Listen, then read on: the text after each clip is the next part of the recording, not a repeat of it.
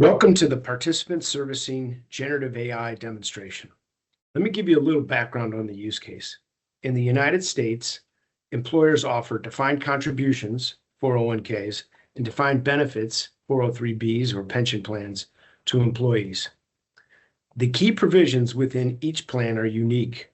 For example, how much can I borrow? What is the process for a hardship withdrawal?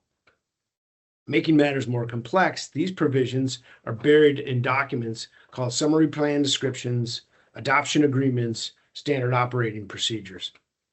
As a result, retirement services providers or record keepers have a challenge. Their customer service representatives are taking calls from employees of different plans intermittently.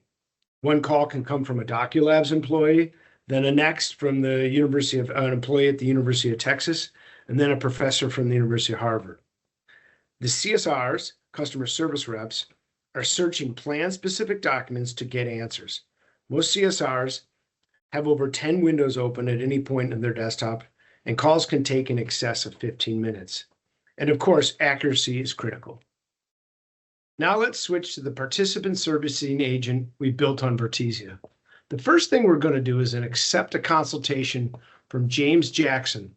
James works at the University of Texas, and we validated his credentials via the IVR.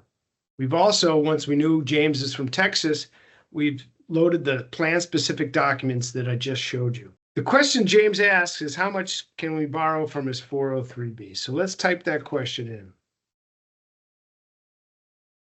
And as we submit that question, it's generating a prompt, which I'd like to show you right now in the Vertesia. The system has an object library. It allows us to pre-process artifacts such as those plan documents I showed you.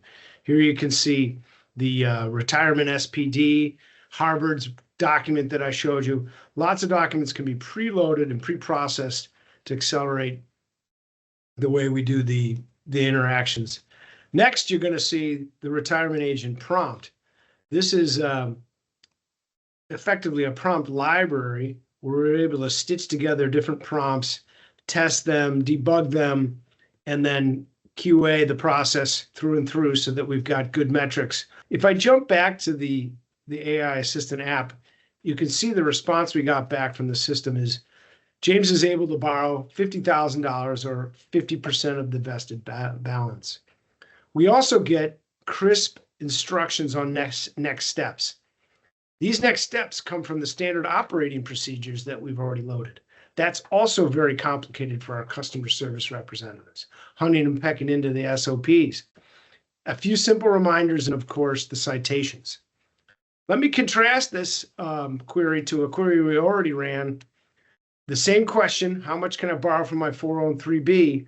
For Eleanor Chen. She's from Harvard University and also has a 403b. You see the basic answer is primarily the same.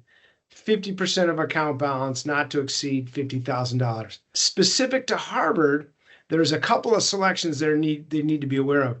What type of loan? So apparently there's two loans at Harvard, general purpose or residential.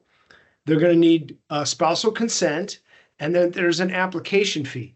So here you can see the subtle but important differences between what we saw at Texas and what we were able to uncover at Harvard. In the past, the customer service agents would have to open multiple documents to address multiple callers' questions. How we use generative AI agents built in Vertesia to address and improve the workflow of customer service in defined benefits and defined contributions.